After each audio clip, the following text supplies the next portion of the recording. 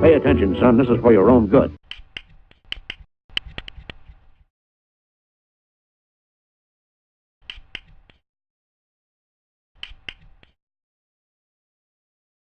Hi, my name is Justin, the transit TV teacher, and usually I'm here in front of my digital blackboard teaching a lesson, but today we're going to do something a little bit differently. About 2 or 3 months ago, we ran a segment on Mensa, which is the group for high IQ, really smart people, and one of our Metro riders wrote into me to tell me that she is a member of Mensa, so I'd like to introduce to you today Sadia Carone. Sadia, thank you for joining us. Hi Justin, thank you. Hello riders, I'm a big fan of Transit TV and I'm very happy to be here today. And we're happy to have you. So where in the LA area do you live? I live in Sherman Oaks. Okay, and how long have you been riding the Metro buses? I've been riding the Metro buses ever since I first came to LA, which was about 5 years ago. And hometown? Cincinnati, Ohio. Okay, family?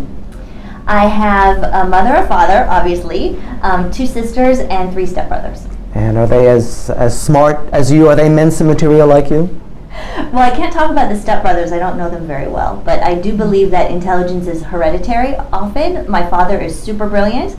My mother's also very, very smart. A couple of her brothers and sisters are in Mensa. I don't believe she's taken the test, but I'm fairly certain she would qualify. Okay. And what do you do for a living?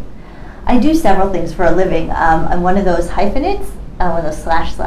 So I manage a building part-time. Okay. And I'm also an actress, a singer, a writer, and a dancer.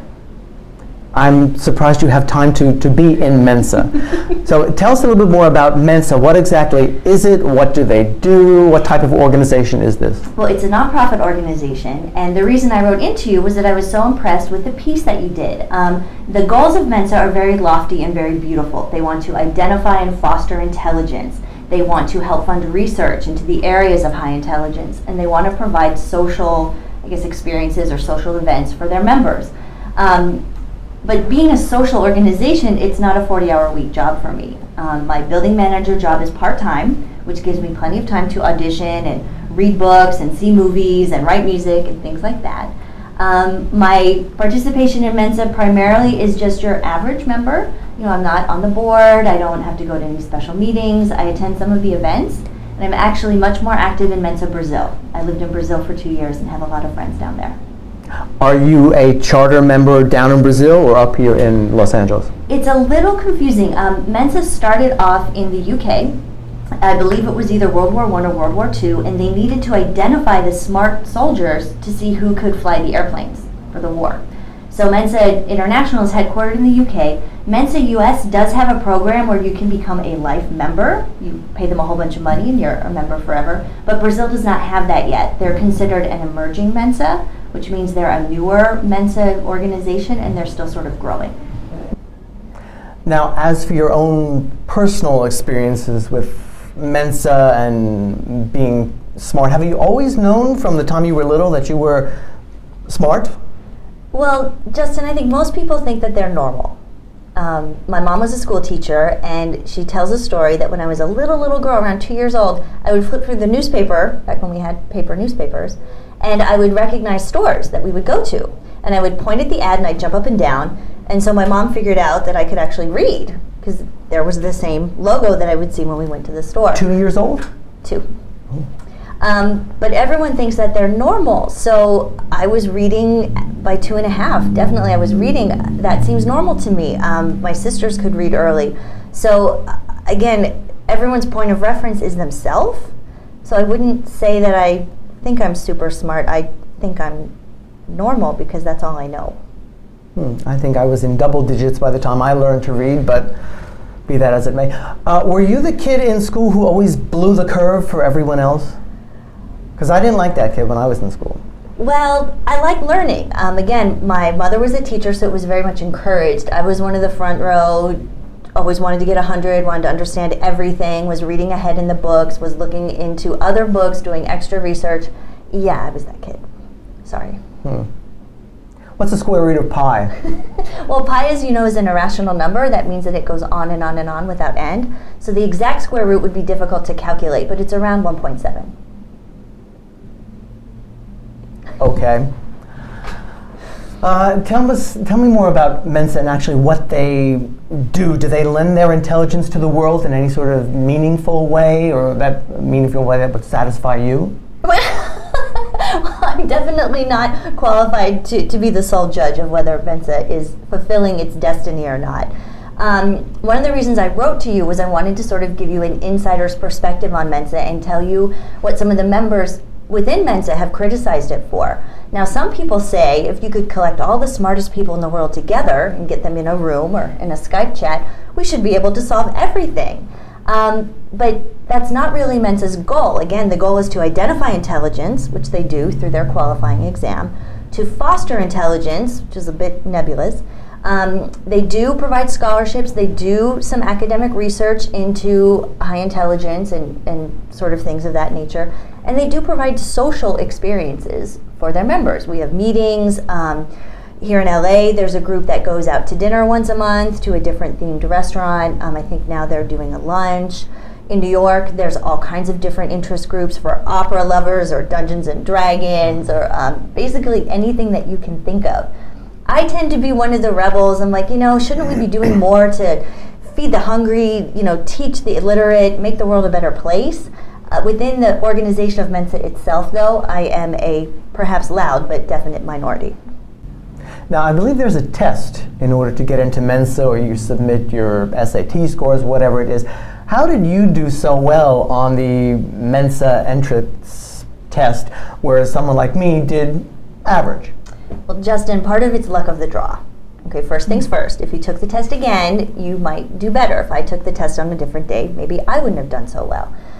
To get into Mensa, there are actually a whole slew of different tests that they accept, and the scores are different depending on the test. You can get in, I believe, off your GREs, your PSATs, your SATs, a variety of IQ tests. What I did when I wanted to find out if I qualified, I called up my high school. I went to a private high school. I was like, hey, do you still have my PSAT scores laying around? And they did. They sent me a copy. I sent the official copy to Mensa in Texas with $20, and they evaluated my test. And then I believe I got a phone call or an email saying, congratulations, you qualify. And then I joined. Okay. As to why you didn't qualify, I don't know. But I do believe that intelligence is just the ability to recognize patterns. Some very, very smart people have great memories. Some people can remember everything about everything. Some people can remember everything about a few things. But if all intelligence is the ability to recognize patterns, you could study, if you wanted to, and do better next time. I think I might do that. Awesome. I think it would be a boost to my ego to get into something like Mensa. Very good. And are people ever intimidated by intelligence? I mean, we seem to worship and admire athletic talent in the world, but what about intellectual talent?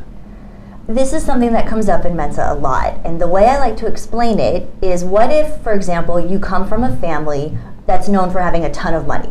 What if instead of Sadia Carone, I were Sadia Rockefeller? You hear that name and you think, oh, rich girl. That's not really something that you want to lead off with, just because I don't want people to base their opinion of me on that. I'm much more than that. I write, I sing, I dance, I do stuff.